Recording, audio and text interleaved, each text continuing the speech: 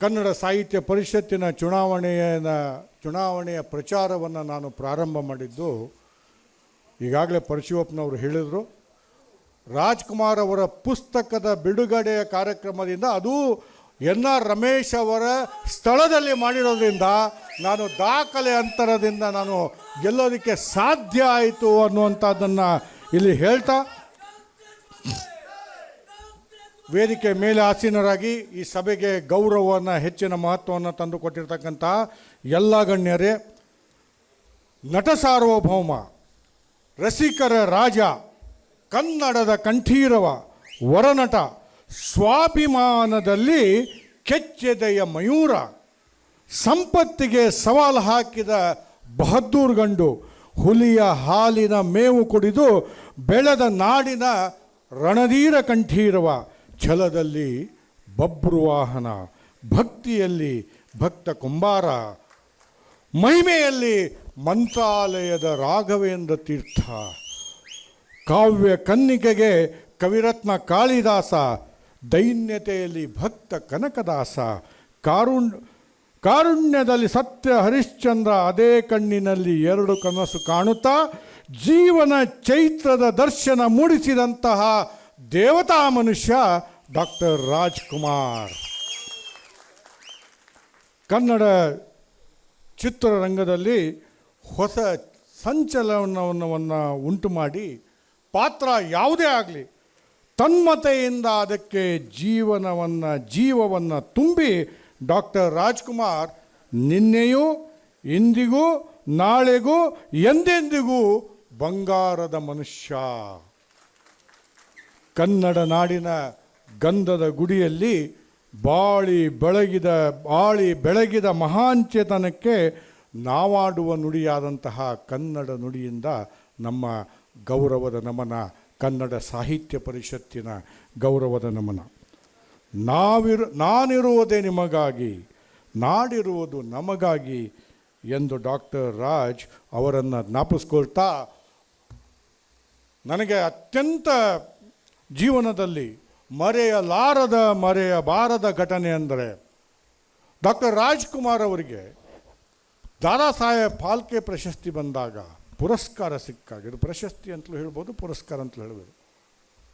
ನಾನು ದೆಹಲಿಯಲ್ಲಿ ಜಾಲಪ್ಪನವರ ಆಪ್ತ ಕಾರ್ಯದರ್ಶಿಯಾಗಿದ್ದೆ.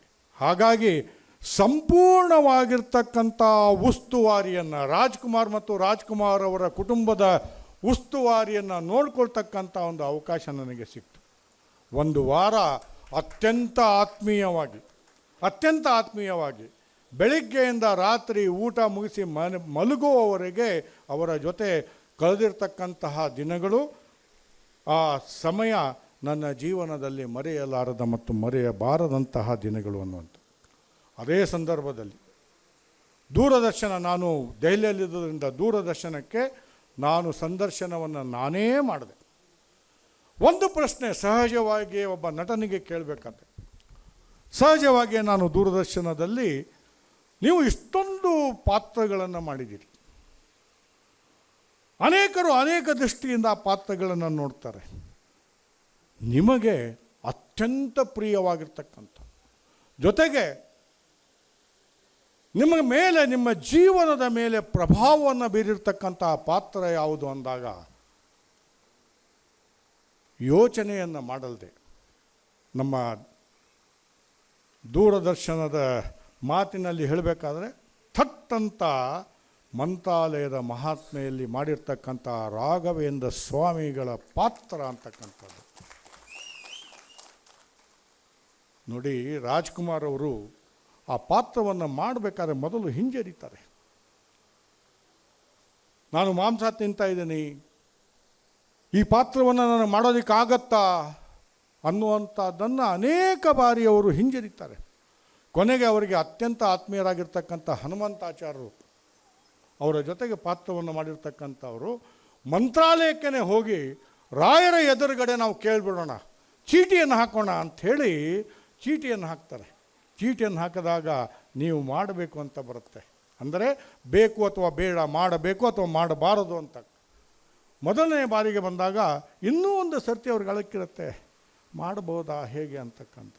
ಮತ್ತೆ ಹಾಕಿದಾಗ ಮತ್ತೆ ಮಾಡಬೇಕು ಅಂತ ಬಂದಾಗ ಅವತ್ತಿನ ದಿನವೇ ರಾಘವೇಂದ್ರ ಸ್ವಾಮಿಗಳ ಭಕ್ತರಾಗಿ ಅವರು ಗುರುವಾರದ ದಿನ ಅವರು ಮಾಂಸಾಹಾರವನ್ನು ತ್ಯಜಿಸ್ತಾರೆ.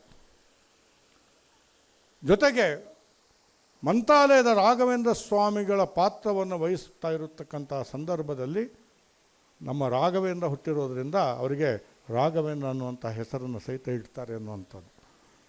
ಇದು ಎಲ್ಲವನ್ನ ಭಾಳ ಸುಂದರವಾಗಿ ಹೇಳಿದವರು ಯಾರಂದರೆ ರಾಜ್ಕುಮಾರ್ ಅವರೇ. ಇದು ಇವತ್ತಿನವರೆಗೂ ಸಹಿತ ದೂರದರ್ಶನದಲ್ಲಿ ನಮ್ಮಲ್ಲಿ ರೆಕಾರ್ಡಿಂಗ್ ಇದೆ ಅನ್ನುವಂಥದ್ದು. ಕನ್ನಡ ಸಾಹಿತ್ಯ ಪರಿಷತ್ತಿನ ಮತ್ತು ರಾಜ್ಕುಮಾರ್ ಅವರ ಸಂಬಂಧ ಹೇಗಿತ್ತು ಅಂದರೆ ನೋಡಿ, ರಾಜ್ಕುಮಾರ್ ಅವರು ಸಾಹಿತ್ಯ ಪರಿಷತ್ತಿಗೆ ಏನಂತ ಹೇಳಿದ್ದಾರೆ ಅಂದರೆ ನಾನಿಲ್ಲಿ ಹಿಂದ್ಗಡೆ ಹಾಕ್ಬಿಟ್ಟಿದ್ದೆ ನೋಡಿ.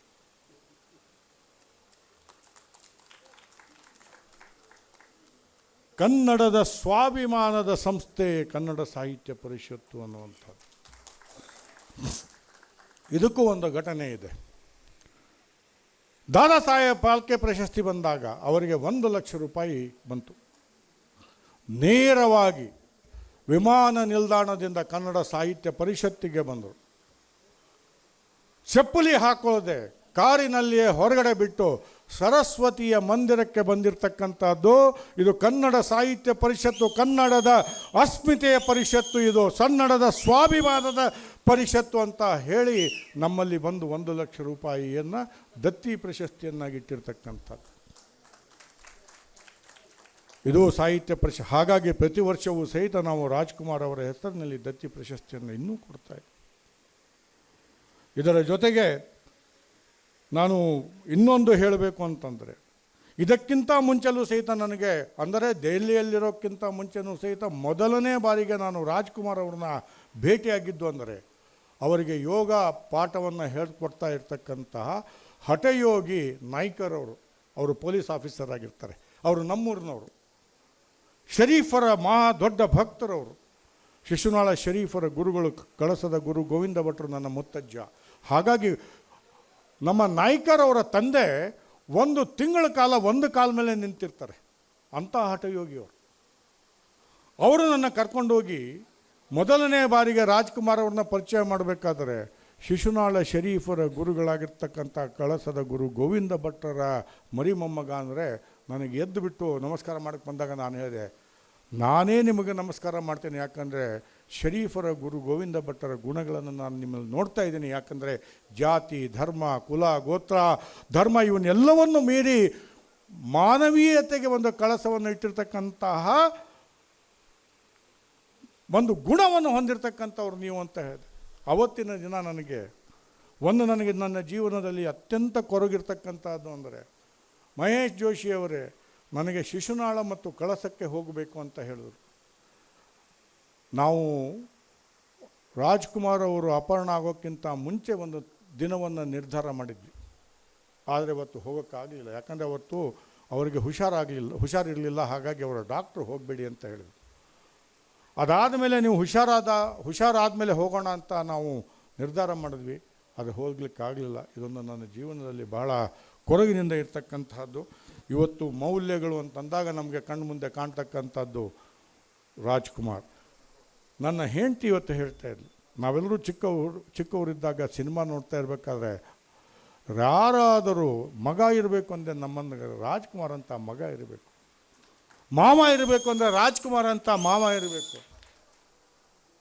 ಅಳಿಯ ಆಗಬೇಕು ಅಂತಂದರೆ ರಾಜ್ಕುಮಾರ್ನಂತ ಅಳಿಯ ಆಗಬೇಕು ಅನ್ನುವಂಥ ಹರಿಕೆಯನ್ನು ಹೊತ್ತಿರ್ತಕ್ಕಂಥವ್ರು, ಆ ಅಪೇಕ್ಷೆಯನ್ನು ಪಟ್ಟಿರ್ತಕ್ಕಂಥವ್ರು ಸಹಿತ ಆಗಿನ ಕಾಲದಲ್ಲಿ ಈಗಿನ ಕಾಲದಲ್ಲೂ ಸಹಿತ, ಅದಕ್ಕೆ ಇವರು ಎಲ್ಲ ಕಾಲದಲ್ಲೂ ಸಹಿತ ಅನ್ವಯವಾಗ್ತಕ್ಕಂಥ ಇವರ ಗುಣಗಳು ಇದೆಯಲ್ಲ, ನಿಜವಾಗಿಯೂ ಸಹಿತ ನಮ್ಮ ಇವತ್ತಿನ ಜೀವನದಲ್ಲಿ ಮೌಲ್ಯಗಳು ಅಂದರೆ ಏನು ಅಂತ ಪ್ರಶ್ನೆಗಳನ್ನು ಕೇಳ್ತಕ್ಕಂಥ ಸ್ಥಿತಿಯಲ್ಲಿರಬೇಕಾದ್ರೆ ನಮ್ಮ ದೂರದರ್ಶನದಲ್ಲಿ ನಾವು ಮಾಡಿರ್ತಕ್ಕಂಥ ಕಾರ್ಯಕ್ರಮ ಮಧುರ ಮಧುರ ಮಂಜುಳ ಗಾನ ಯಾಕೆ ಜನಪ್ರಿಯ ಆಯಿತು ಅಂದರೆ ಎಲ್ಲ ಕುಟುಂಬದವರನ್ನು ಸೇರಿ ಒಟ್ಟಿಗೆ ನೋಡ್ತಕ್ಕಂಥ ಕಾರ್ಯಕ್ರಮ ಆಗಿತ್ತು. ಅದಕ್ಕೆ ಮೂಲವಾಗಿರ್ತಕ್ಕಂಥ ಸ್ಫೂರ್ತಿ ಅಂದರೆ ರಾಜ್ಕುಮಾರ್. ನೀವು ನೋಡಿ, ನಮ್ಮ ಕಾರ್ಯಕ್ರಮದಲ್ಲಿ ಯಾವುದೇ ಅಶ್ಲೀಲವಾಗಿರ್ತಕ್ಕಂಥದ್ದಿರಲಿಲ್ಲ, ಯಾರನ್ನೂ ನಾವು ಬೈತಾ ಇರಲಿಲ್ಲ. ಆ ಮೌಲ್ಯಗಳನ್ನು ನಾವು ರಾಜ್ಕುಮಾರ್ ಅವರ ಮೌಲ್ಯಗಳನ್ನು ನಾನು ನಮ್ಮ ದೂರದರ್ಶನದಲ್ಲಿ ನಮ್ಮ ಮಧುರ ಮಧುರವಿ ಮಂಜುಳಗಾನ ಕಾರ್ಯಕ್ರಮದ ಮುಖಾಂತರ ನೋಡಿದ್ದೆ. ಈಗ ತಾನೇ ಪೂರ್ಣಿಮಾ ಅವರು ಹೇಳಿದರು, ನಮ್ಮ ತಂದೆ ನಿಮ್ಮ ಕಾರ್ಯಕ್ರಮಗಳನ್ನು ಪ್ರತಿದಿನವೂ ನೋಡ್ತಾ ಇದ್ರು ಅನ್ನೋಂಥ. ಇಂತಹ ರಾಜ್ಕುಮಾರ್ ಅವರ ಮೌಲ್ಯಗಳ ಆಧಾರಿತವಾಗಿರ್ತಕ್ಕಂಥ ಪುಸ್ತಕವನ್ನು ಇವತ್ತು ಅಖಿಲ ಭಾರತ ಡಾಕ್ಟರ್ ರಾಜ್ಕುಮಾರ್ ಅಭಿಮಾನಿ ಸಂಘ ಮತ್ತು ಸ್ನೇಹ ಬುಕ್ ಹೌಸಿನ ಪರಶಿವಪ್ಪನವರು ಸೇರಿ ಮಾಡ್ತಕ್ಕಂಥದ್ದಕ್ಕೆ ನಿಜವಾಗಿಯೂ ಸಹಿತ ಸಾಹಿತ್ಯ ಪರಿಷತ್ತು ಅಭಿನಂದನೆಯನ್ನು ಸಲ್ಲಿಸುತ್ತೆ. ತಾವೊಂದು ಮಾತು ಹೇಳಿದ್ರಿ, ಈ ಮೌಲ್ಯಗಳನ್ನು ನಾವು ಶಾಲೆಯ ಮಕ್ಕಳಲ್ಲಿ ಬಿತ್ತಬೇಕು ಅನ್ನುವಂಥದ್ದು. ಆ ಮೌಲ್ಯಗಳನ್ನು ಬಿತ್ತಕ್ಕಂಥದ್ದಲ್ಲಿ ಪ್ರಬಂಧ ಸ್ಪರ್ಧೆಯನ್ನಾಗಲಿ ಅಥವಾ ಅದವರಿಗೆ ಅರಿವನ್ನು ಮೂಡ್ತಕ್ಕಂಥ ಕಾರ್ಯಕ್ರಮವನ್ನು ಮಾಡಬೇಕು ಅಂತಂದಾಗ ನಾನು ಪರಶಿವಪ್ಪನವರೇ, ಅದೇ ಥರ ನಮ್ಮ ರಮೇಶ್ ಅವರೇ, ನಿಮ್ಮ ಜೊತೆಗೆ ನಾವು ಸಾಹಿತ್ಯ ಪರಿಷತ್ತವರು ಸಹಿತ ಸೇರ್ತೀವಿ. ಸಾಹಿತ್ಯ ಪರಿಷತ್ತು ಸೇರಿದಾಗ ಒಂದು ಸಂಸ್ಥೆ, ಸಾಹಿತ್ಯ ಪರಿಷತ್ತು ಅಂದರೆ ಕನ್ನಡಿಗರ ಸ್ವಾಭಿಮಾನದ ಸಂಸ್ಥೆ, ಸೇರಿ ಒಟ್ಟಿಗೆ ಮಾಡೋಣ ಅಂತ ಹೇಳ್ತಾ ಎಲ್ಲರಿಗೂ ಸಹಿತ ಭಾಳ ಗೌರವದಿಂದ ನಮನಗಳನ್ನು ಸಲ್ಲಿಸ್ತೇವೆ.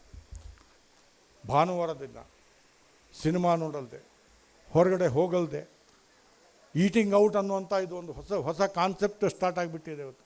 ಭಾಳ ರಜೆ ಬಂತು ಅಂದರೆ ಎಲ್ಲರನ್ನೂ ಕರ್ಕೊಂಡು ಹೊರಗಡೆ ಹೋಗಿ ಊಟ ಮಾಡೋದು. ಅಂತಹದನ್ನು ಬಿಟ್ಟು ಕನ್ನಡದ ರಾಜಕುಮಾರರ ಕಾರ್ಯಕ್ರಮಕ್ಕೋಸ್ಕರವಾಗಿ ಇಷ್ಟು ಜನ ತಾವೆಲ್ಲರೂ ಬಂದಿದ್ದೀರಿ. ಹಾಗಾಗಿ ತಮಗೆ ಗೌರವದ ನಮನಗಳನ್ನು ಸಲ್ಲಿಸ್ತಾ ನನ್ನ ಮಾತನ್ನು ಮುಗಿಸ್ತೇನೆ. ನಮಸ್ಕಾರ.